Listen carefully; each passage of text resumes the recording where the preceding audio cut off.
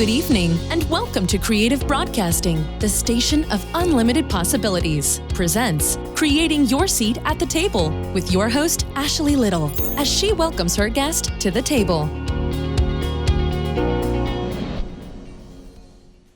Welcome to Creating Your Seat at the Table. I am your host, Ashley Little. A little bit about myself: corporate professional by day, entrepreneur by night, 3-time best-selling author, CEO and founder of Ashley Little Enterprises, LLC, owner and creator of Creative Broadcasting, and co-founder and owner of Talk Radio and TV Network, LLP.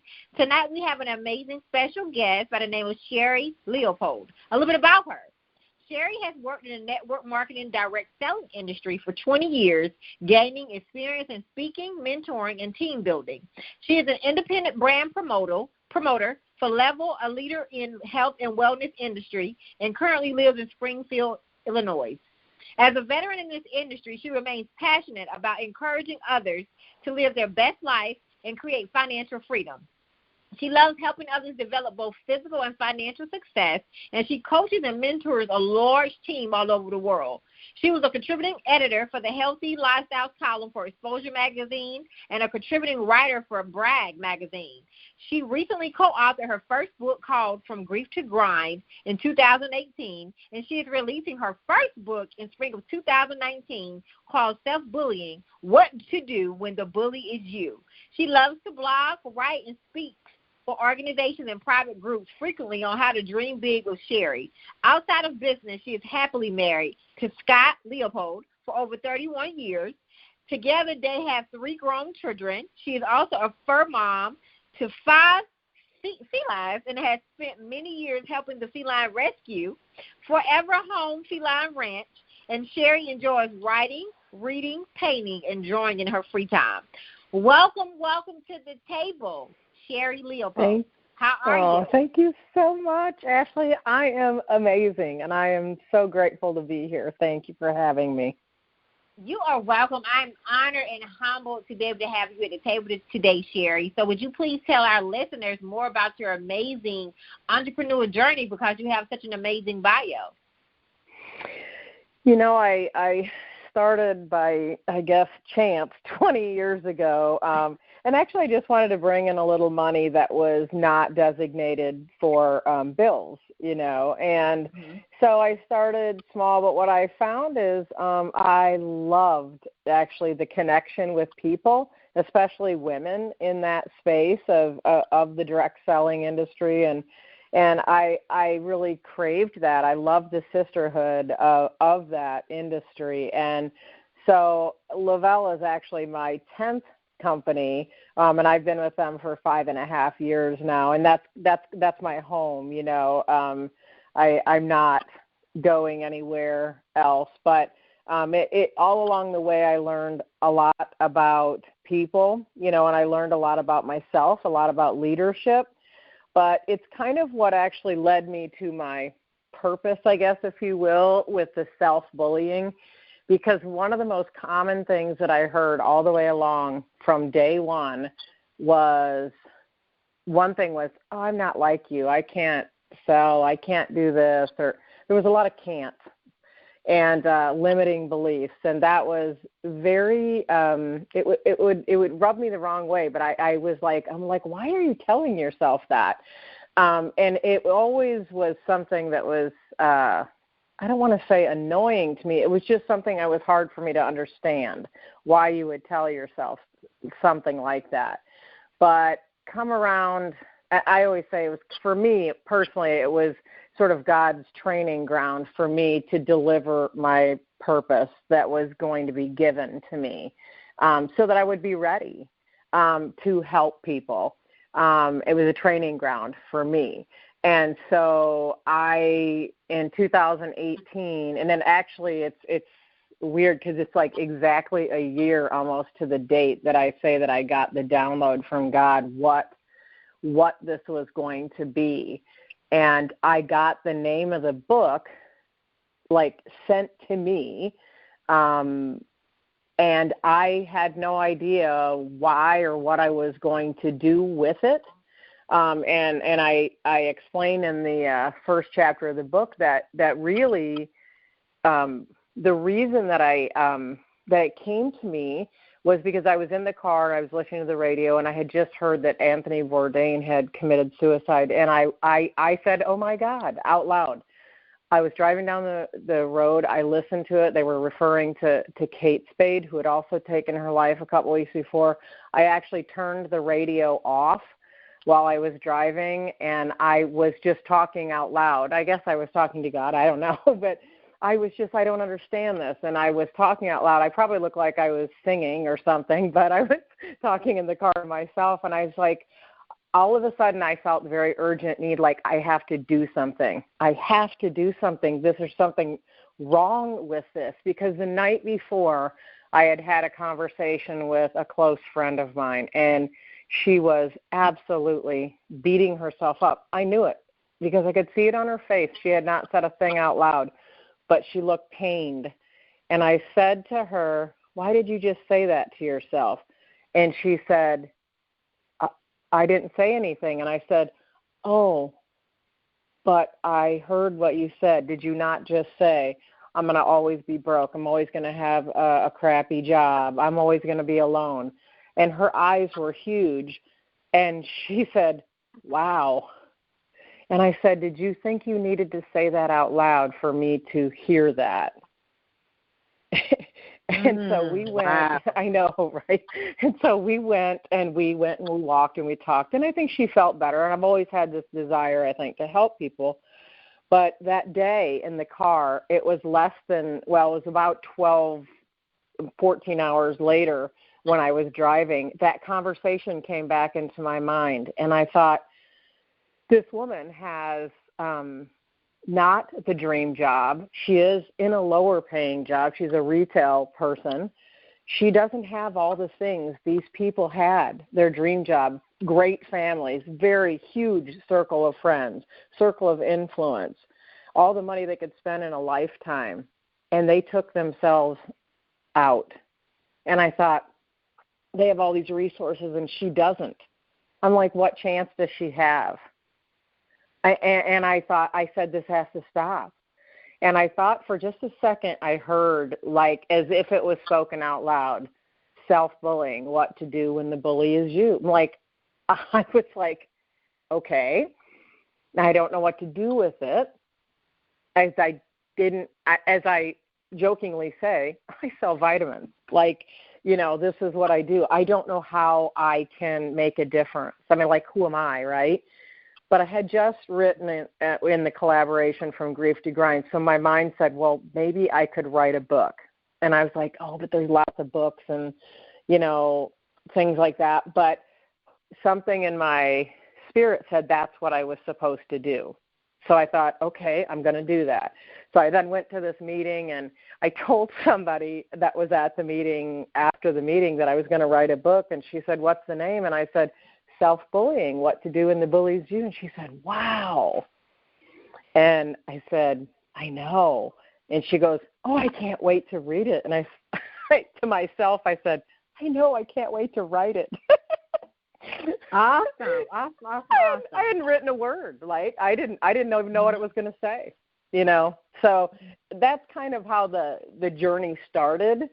And I just accepted, when people say, what do you do? I say I'm the leader of the Stop Self-Bullying movement, because that is my charge. That is what I'm here for. I'm here to reduce that behavior across the world. I love it. We have to show up powerfully, in our world. That is the way we have been designed. And somewhere along the way, many of us have lost ourselves. And it is truly my desire to help people stand in what I call the power of me. Whatever way you show up, I don't care if you're tall, fat, skinny, red hair, freckles, brown skin, red skin, I don't care what it is. Whatever way you show up is okay today. I don't care if you need to lose 50 pounds. It's okay. You're okay just the way you are at this very moment. Awesome. I love that. So speaking of your book, congratulations on your book, Self-Bullying, What to Do When the Bully Is You. Could you please talk to us more about your book? Can you tell us more about it? Absolutely. It actually just released. So it actually, I thought I would have it out sooner, but I realized it was not my design for the time, and it came out exactly when it needed to, which it literally is available now on Amazon. It just came out over the weekend. You can actually get it there, or you can get a personally signed copy from me on my website at sherrileopold.com as well. So however people want to get it is fine. It actually really defines what self-bullying is. There are sort of journaling exercises at each chapter, because I designed it such that I think it's one thing to say, just don't talk mean to yourself. It's a whole nother thing to know how to get a handle on that behavior. It's a difference between knowing what to do and knowing how to do something. And that was really my goal with the book, was to be able to hand you something, Ashley, that you could say, you know what, I get that. And I can teach the rest of my tribe so that we can support one another in going forward in a positive way and learning to love on each other and learning to help each other love ourselves. And that's really what the thrust of the book is, what the exercises are designed for that basic self-empowerment to, show up powerfully in the world. I love it. Because that self-love is so important. The part that you love yourself first, right? Because you can't love anybody else if you don't pour into yourself first. I just want to commend you for writing that book and being able to create that space. Because a lot of people are experiencing self-bullying. They don't even know that they're self-bullying themselves. Because what you release into the atmosphere is so important. Oh my goodness. Right? It is. And you know what? People don't understand that, what you give off, you get back. So this is why, and I talk about, your tribe and, like when you look around you and the people that are around you, whether it's a boyfriend, girlfriend, good friends, whatever, truly that they are a reflection of what you're putting off. And so if you're looking around you and you can't say, man, I love what that person's about, your alignment's off, and you need to do some soul searching about how am I showing up in the world, because it's what you're attracting. I go on and talk about, misery loves company, right? I'm like, because it does. I mean, if you're miserable, you're probably going to have people around you that are miserable. And if you don't love yourself, you're going to attract people who won't love you right. That's true. So what is the go ahead. Go ahead, Sherri. Nope, go ahead. No, go ahead. So what are some mental triggers that lead to self-bullying? It's interesting because I have a belief, and I talk about it. It's actually, if you see the cover, you'll actually see a bat laying in the grass that has words on it like ugly and fat and stupid, and it has a foot on the bat. And I believe that all of us have a bat at our feet. And on this, I explain this in the book. We have a bat at our feet. And here's the problem. Somebody, when we were very young, and I do believe usually it's when somebody's 3 or 4, someone has bullied you first. And a lot of times it comes in the framework, unfortunately, of a family member. Grandma saying, look at those little fat legs or something, or gosh, how'd you get so tall? Something that has made you question something about yourself. And so that seed has been planted in whatever was said to you, you're brown skin, you can't play with me, I don't like that, or, whatever, you have weird freckles, or I don't like your hair, whatever it is that plants the seed. It's like that bat is they've come to stand in front of you and sometimes indirectly or unknowingly pick that bat up and they've hit you with it, and then it leaves the words on the bat. Less than, not worthy, I'm ugly, my hair is weird, whatever. But they drop the bat when they leave, and then you pick the bat up, and that's where the self-bullying comes in, because you tell your friend, and then you tell your mom, and then you remember, and you retell yourself 20 times, and you put it on repeat. That's the self-bullying part. They only had to do it once. You're the one that picks the bat up and still continues to beat yourself with it. So part of this process is stepping up and standing in that power of me and stepping on that bat so you can't pick it up, but so you will no longer allow other people to pick it up.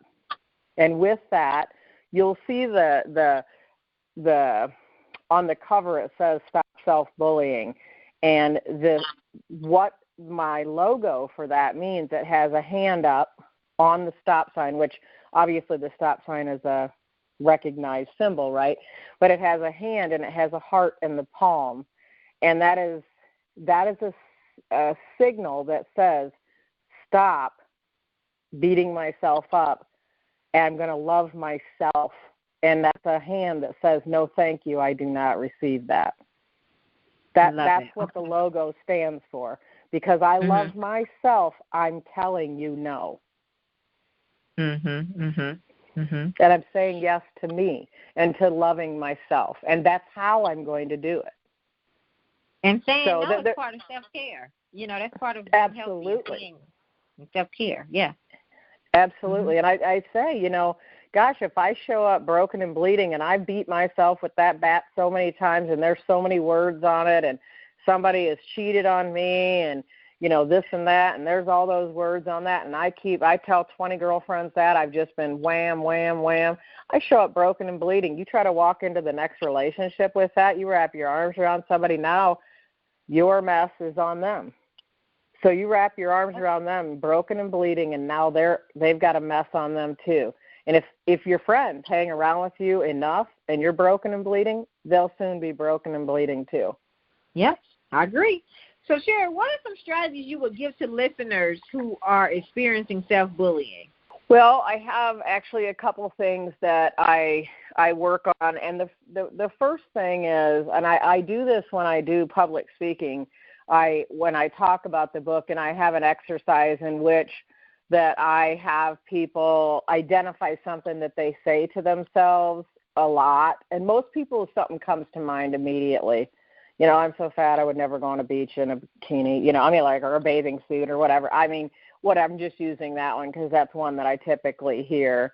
Or my nose is weird, or, things like that. So they know what it is, and I have them identify it, and then I have them sort of figuratively put it in their hand and put it on their shoulder and just leave it there for a second. And then I explain to them about how you identify whether you self-bully, which is what I call the FARM test, which is that it stands for Friends and Relatives Matter. And so I have them, I identify what constitutes a friend and family, because some people, their family is, Susie down the street that was more of a mom to them than their own mom, and people that are unrelated, but you adopt them as family, your kids, stepkids, could be foster kids or foster parents. There's a lot of different things that fall into that category. And then I have you close your eyes, and I have you pick somebody out from that farm that's important to you. And I have you envision them sitting right in front of you. And then I have you take that saying off your shoulder. And you no longer say I, but you say their name.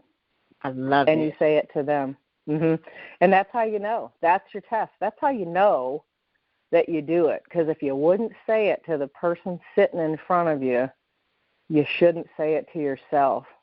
Because what you're saying then is, I am beneath every other person in my world. My value is beneath every other person that I love. And if I want to have people love me, right, I have to I have to be lovable. Yeah, that's true.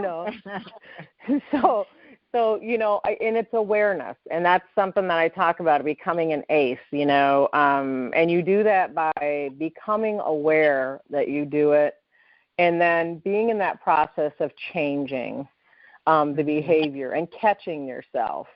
And when you can do that effectively, you will evolve to that person that is the person who shows up powerfully in the world, right? Who is loved, right, who is lovable, and who people want to be around, and they want to share their life with you because you're pleasant to be around.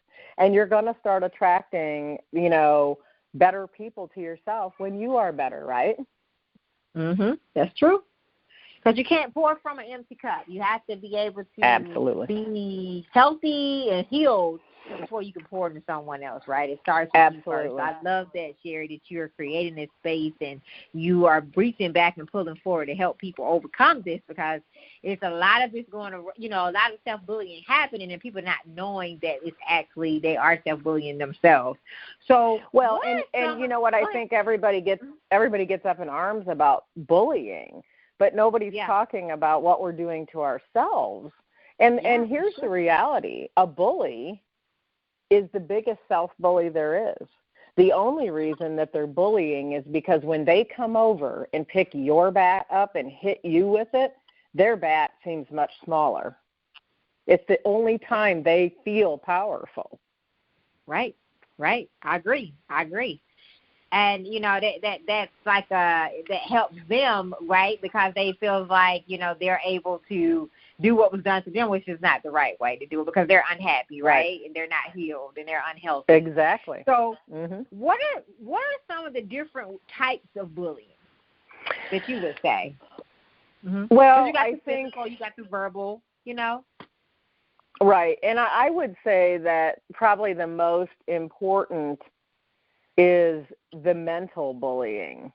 The thing is, you can actually physically be hurt but recover. It's the problem with the words. And so, I mentioned earlier that it was actually about the first 15 out of 20 people that I told the name of the book before I'd even written anything in it. They all said the word wow. And so I knew that was going to be powerful somehow, but I didn't know how it was going to show up. But after a conversation with one of my mentors who actually contributes a story in the book about her own personal experience, I said, I really want to do something with wow. And I know that one of the W's has to be the word warrior, because I looked up the definition of warrior and it's in the continuous fight, and I thought it is always going to be a fight. And she's like, oh, that's easy, war on words. And I was like, yes. So I am creating this tribe of wow warriors to combat that mental abuse that we do to ourselves, that sometimes people aren't hearing out loud, but we're still doing it. And we have to create that tribe of people who understand that, it's a process and that we can't be cured, but we can get so much better at controlling it and limiting it. Because, that's really our goal, is just to be aware enough to catch ourselves most of the time and to catch our friends and make our friends catch us, which is a whole technique that I teach on that too, which we don't have time to go into. But it's actually really helpful for you to learn it and to teach it to your friends, because if you hear them self-bullying, all you have to do is snap and they will understand that they need to rephrase or reframe what they've said, because it was not kind to them. So this is what we need to do. I'm on a mission to teach people how to limit this behavior. I am very passionate about working with preschoolers, because I believe this is where this starts. This is where we start to realize the bat is there, but we didn't know it. That's usually where it was first picked up and you were hit with it. You then feel very comfortable picking it up and continuing. So we need to teach teachers. I'm going to have a parent component, because we have to be in community in fighting this, in this war on words. I love it because that's you're stepping into what I'm just about getting ready to ask you, which is what are some initiatives you plan to put in place to help people who are experiencing self-bullying over the next year? So you were walking right into what I was just asking. Getting ready to ask. Wasn't that perfect? So, I finally got the first book out. The next thing that I'll actually be doing is I'll be having some webinars that will correspond with some different chapters in the book that will be a little bit more in depth for people that want to kind of dig in a little bit deeper into the topic. I'm also going to be the next step, I think, in the writing, although I have already started the preschool curriculum. I'm working with a couple teachers, and I taught preschool. It's probably why I'm so aware of it, for 14 years as an assistant teacher. So, I know it's as young as that. You see that behavior evolving already. So I've already started that process. I have some of the books written and some of the songs and things that go with that curriculum. So that's already in the process. But the next physical thing that the general public would probably see is going to be the parent component, because this is what I say. You know what? Here's the problem. If your child doesn't have clothes or food, where the places are where you can go to help them. But we don't know what to do when our kids are doing this and they're broken. And so we kind of have sort of sometimes broken adults trying to help kids who are having this problem, and they couldn't help themselves. So we have to I call it back the train up. We have to go back and say, hey, to be an exceptional parent, yes, it's great to read to your kid, make sure your kid has food and clothes, but here's what really is important. What's really important to create healthy adults is that at 3 and 5 and 7 and 12 is that no matter what way they show up in life and in school and everything else, that they are okay exactly how they are, no matter what way they look. And we need to equip them with the language. If somebody's really tall and 17 people say, gosh, you're really tall, now they think something's wrong with being tall. There's nothing wrong with it. They're just saying it, identifying it.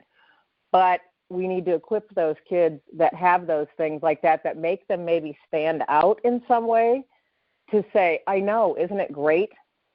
That's a different response. If somebody says, like, well, your skin is brown, using that example, and say, I know, it looks like the color of whatever. Isn't it awesome? Like, that's a different positioning, right? So, like, it causes the other person to not have the same response. But we have to teach that to our kids. So that's what the parent component's going to be, teaching our parents how to teach our kids, I don't want to say to have comebacks, but to understand how to stand in the power of me when you're 3, when you're 7, when you're 12. You're ugly. Yep. Ugly me, but guess what? I am an unrepeatable miracle, and there is nobody like me, and that's the truth. Like, a kid that is able to do that will be able to take on anything in life if they can love themselves. So that's what you're going to see next is the parent component. So that's so important, and it's definitely needed, especially with all the things that are going on with our kids today with bullying. It's an epidemic, and we need attention to this, and be able to create spaces to be able to prevent this from happening, because it's a lot going on. There's a lot of kids that are taking. Oh my goodness, yes. And even that, if somebody is getting bullied, if the child that was getting bullied said to the bully, "I am so sorry that you are so sad." Right. That's like not the intended response that they expect to get back. Like, that's what I'm talking about. We need to change the language that we empower our children with, because it will change the outcome.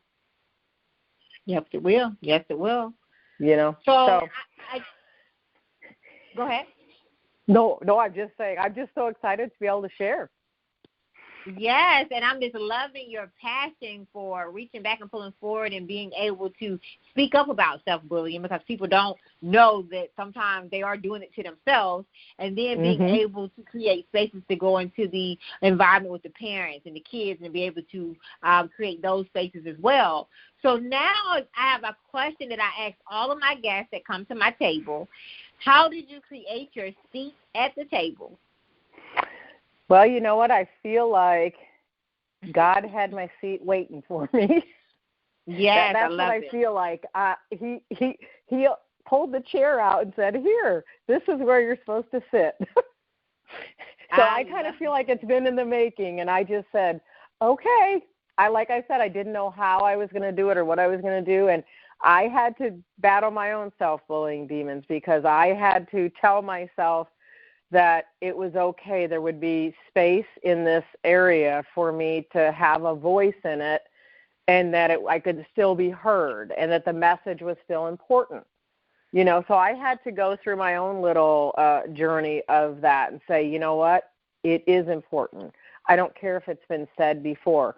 This is how I feel led to say it, and I'm okay showing up that way. And that's what I invite all of your listeners to do, is to show up exactly who you are, whatever way you are today, and say, I love me. I love it. I love it, because that's so important. And I know we all have a journey, you know, with our process, right? So what did failure teach you on your journey? Well, you know, I would say probably the thing that I learned through that process was that it's okay if it's not perfect the first time. It's because you're supposed to do it slightly different, or it's, you know, a misstep or something that didn't work out the way it was supposed to is intended for your good. It's sort of like, instead of just being good, it's going to be the best. That's what I want to say. Is like, that's what the misstep is for. That's what a failure is for, is because you need to learn something else so that when it does come out, it's the best it can possibly be. I love that. Taking it as a learning lesson, because that's what it is. And what did success teach you, Sherri? You know, I would say probably, and I will define success for me, is actually seeing the success of others. That has been true in my network marketing business. That has been true in my life. I always say, you know, I could have every accolade in the world, but if I helped one person and they said, I'm better because of your message or how you helped me, that means more to me than anything I could have for me. And I love that you said that, because I say it on all of my shows. A true successful leader is one who reaches back and pulls forward. That's really when you're successful. That's a true success. Absolutely. So I love that you have a heart for that as well. I see that you have some amazing things going on, because I follow you and you're consistently doing some great things. So what can we expect from Sherri the rest of 2019? Oh, my goodness. Well, I am going to be speaking on the Stop Self-Bullying platform, multiple places. I'm going to be in Memphis this weekend at a business summit for Women of Empowerment. I'll also be with Women of Empowerment in Atlanta on August 24th. I will also be speaking at the Run Women's Conference, which you can get information on that at runwomensconference.org, which is like, it's my dream. I'm like literally speaking at the same conference as Les Brown. I love it. Congratulations. Blown away. That's awesome. Thank you. That's in Dallas, July 20th, I think is the date, or 19th. I can't remember because I'm going for a few days there. But it's all on the website. And you know what? I am so grateful for that opportunity, because Dr. Cassandra Bradford, when I spoke with her about this project, I did not hardly have a word written. And she believed in my mission. So I'm very grateful, you know, to her and for her mentorship and the things that she has shared with me. And she has that same like mind that you were referring to. She is all about relational currency, and that's what she calls it. When you are helping someone without the expectation of anything back.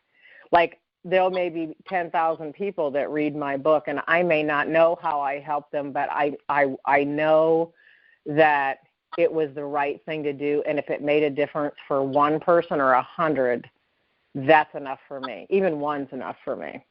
I love it. I love it. So how can our listeners follow and support you and buy your book? Well, you can find pretty much everything on SherriLeopold.com, which is SherriLeopold.com.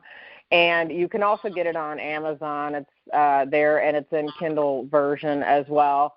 But I love connecting with people. I don't have my personal Facebook is not completely full yet, so if you can catch me on there, that's Sherri Strohecker Leopold. You can also follow my business page, my entrepreneur page, which is just Sherri Leopold. It's Dream Big with Sherri, which is my LLC that I do a variety of things out of with the public speaking and things like that. And you know what? That is something I guess I would really put out there. As you heard, I'm going all over, and I really have a passion to share. So, if you have a women's group or you have an event that you need a speaker for, please reach out to me. My contact information is on my website. It's on my Facebook page. Please reach out and ask me. Some people will say, "Oh, I'm just not going to ask her. She's probably too busy or it's too far." Don't think that, because I go all over speaking, because that's what I'm passionate about, because I know the message needs to be heard. So, Yes. Ask me. I want to make it happen if I can. So please reach out to her, buy her book, support her amazing initiatives. Sherri has some great things going on. Super congratulations again for being on the stage with the amazing Les Brown. So super congratulations for that opportunity. I also would like to give a special thanks to the lady of the hour, of course, God first, then Dr. Talisha Johnson, who made this possible, Sherri. She's a queen who walks in excellence. So I would definitely like to give a shout-out to Dr. Talisha Johnson for connecting us tonight as well. Absolutely. And she is my business strategist, and I love her to pieces. If anybody has a business and they have not gotten it to be where they want it to be, I absolutely recommend Dr. Tibe. She is phenomenal. And I will tell you, when I was in that car, I thought I'm going to write a book. None of the other stuff was in my mind. She helped bring that vision to fruition. And she is a very big part of this movement, because she helped me to see what it could be. Because I had a very small thought about what it was going to be, and it has been just blossomed into something I had never imagined. And so I am so grateful to her. And grateful for the connection to you, Ashley. Yes, and I'm so glad that we were able to be connected to each other, because I really believe in the power of networking and connecting, right? The power of building those genuine relationships, and being connected with you and Dr. Talisha Johnson has been a blessing. And so I would just like to thank you for taking the time out of your very, very busy schedule to come to the table tonight, and I look forward to bringing you back to the table before the end of 2019. Oh, absolutely. It's so my pleasure. And thank you so much for the opportunity. And I love what you're doing. So it's my joy to follow you. Yes. And thank you so much, Sherri. I know we'll be doing some future things together. So I look forward to working with you. Thank you so much. All right. Thank you. I would like to give a special thanks to Tammy Collins-Marquis and John Schamberger. I also would like to give a special thanks to Author Kimberly McLemore, and also another special thanks to Dr. Talisha Johnson, as well as my intern from Tennessee State tonight, Sarah, and my other intern from Tennessee State, Tyler. So you all may reach me on Facebook at Ashley Little and on Instagram at _Ashley A. Little. Thank you. Thank you for tuning in to another episode of Creating Your Seat at the Table, where Ashley speaks with corporate professionals, celebrities, entrepreneurs, authors, and speakers who are transitioning or have transitioned to entrepreneurship.